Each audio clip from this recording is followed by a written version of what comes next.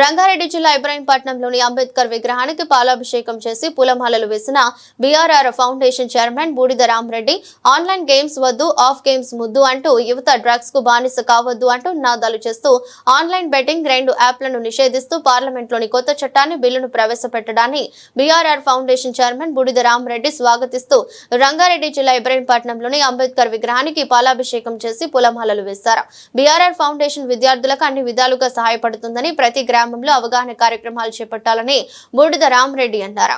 Online games మరియు online betting ఈ 2 యాప్లను కూడా నిషేధిస్తూ నిన్న పార్లమెంట్ లో బిల్లు ప్రవేశపెట్టి ఆ బిల్లు ప్రవేశపెట్టినందుకు అందరూ కూడా పార్లమెంట్ సభ్యులందరూ కూడా మద్దతు తెలిపి ఆ బిల్లును పాస్ చేయడం జరిగింది. మరి ఈ చట్టాన్ని తెచ్చినందుకు ముఖ్యంగా ప్రతి పార్లమెంట్ సభ్యునికి పేరు పేరున మా బీఆర్ఆర్ ఫౌండేషన్ నుంచి పాదాభివందనాలు, కృతజ్ఞతలు.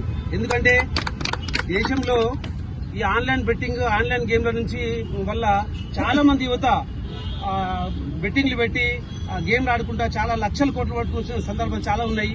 నిన్న మునుగోడు ప్రాంతం చేసిన నర్రి వెంకటేష్ అని ఒక 3 నెలల కిందనే పెళ్లి అయింది. ఈరోజు వాళ్ళ అత్తారింట్లో బోనాలు.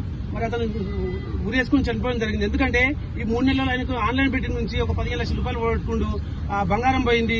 ఈ రోజు వాళ్ళ అత్తారింటి దగ్గర బోనాలు ఉన్నాయి. బోనాలు కోదామని పొద్దున్నే భార్యాభర్తలు ఇద్దరు కలిసి గొడవపడి అతను ఊరేసుకోవడం జరిగింది. అంటే ఒక ఉదాహరణ చెప్తున్నా. ఇట్లా దేశంలో, రాష్ట్రంలో అనేక ప్రాంతాలలో చాలా మంది ఈ ఆన్లైన్ బెట్టింగ్ ఆడి ఆన్లైన్ బెట్టింగ్ యాప్ల వల్ల యాప్ నిర్వహిస్తున్న నిర్వాహకులు లాభపడుతున్నారు తప్ప ఈ యువత మొత్తం సర్వనాశనం అవుతుంది. కాబట్టి మరి దీన్ని నిజంగా కేంద్ర ప్రభుత్వం కొంచెం ఆలస్యమైనా కూడా తప్పకుండా ఒక చట్టం తీసుకొచ్చింది. కాబట్టి ప్రతి ఒక్కరు భారతీయులు కూడా దీన్ని హర్షించాలి. మరి ఇట్లాంటి సమాజంలో చెడు ఎక్కడ జరిగినా కూడా మరి పార్లమెంట్ సభ్యులు కావచ్చు, అసెంబ్లీ మెంబర్లు కావచ్చు, అందరూ కూడా రాష్ట్ర అసెంబ్లీలో కావచ్చు, కేంద్ర పార్లమెంట్ లో కూడా ఇట్లాంటి చట్టాలు తీసుకొచ్చి చట్టాలు తేవడమే కాదు, ఆ చట్టాలను పూర్తిగా అమలు చేసే బాధ్యత కూడా తగు దర్యాప్తు సంస్థలు కానీ ప్రభుత్వ అధికారులు కానీ అందరూ దీన్ని అమలైతే చూడాలి. మరి ఒక ఆదర్శ పౌరులుగా మనకు కూడా దీని మీద బాధ్యత ఉన్నది. చట్టాలు తీసుకొచ్చినప్పుడు ఆ చట్టాలను ఏం రూపొందించారు, ఎట్లా సమాచారం వెళ్ళి ప్రభుత్వానికి, మనం ఎట్లా జాగ్రత్తగా ఉండాలని చెప్పి యువతకు మనం కూడా తగు నిర్దేశం ఇస్తూ ఎక్కడైనా సమాచారం ఇవ్వాలని చెప్పి అందరికీ నేను ఈ సందర్భంగా విజ్ఞప్తి చేస్తా ఉన్నాను. మరి డ్రగ్స్ విచ్చలవిడిగా దొరుకుతున్నాయి.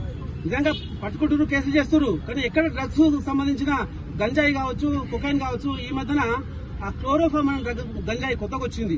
అదేంటంటే ఇప్పుడు గంజాయి పొలాల్లో ఉంటుంది. అది కాకుండా ఇది ఒక ల్యాబ్లలో, రూమ్లలో పెంచుతున్నారు. ఒక ఉష్ణతలు మెయింటైన్ చేస్తూ పెంచుతున్నారు. దీనికి మత్తు ఎక్కువ, అంటే 30% మత్తు ఎక్కువ వస్తుంది. దీని రేటు కూడా ఎక్కువ. కొకైన్ లాగుంటుంది ఇంచుమించుగా ఇది. కాబట్టి మరి దీన్ని కూడా పూర్తిగా నియంత్రించాలి. ఎక్కడైనా పట్టుబడితే సరఫరా చేసినోడు, వాడినోడు, ఉత్పత్తి చేసినోడు, ఈ ముగ్గురు మీద కేసులు పెట్టాలి. ఎట్లా పోలీసులు ఎట్లా చేస్తున్నారంటే ఎక్సైజ్ కానీ, పోలీస్ కానీ, రెవెన్యూ కానీ, టీచింగ్ యాప్ కానీ ఎవరైతే వాడుతారో వారి మీద కేసులు పెట్టడం కాదు. ఉత్పత్తి వాళ్ళు చేసారు, మూలం తెలుసుకోవాలి. ఎక్కడ ఉత్పత్తి జరిగింది, ఎక్కడ సరఫరా అయింది, ఎవరు వాడుతున్నారు.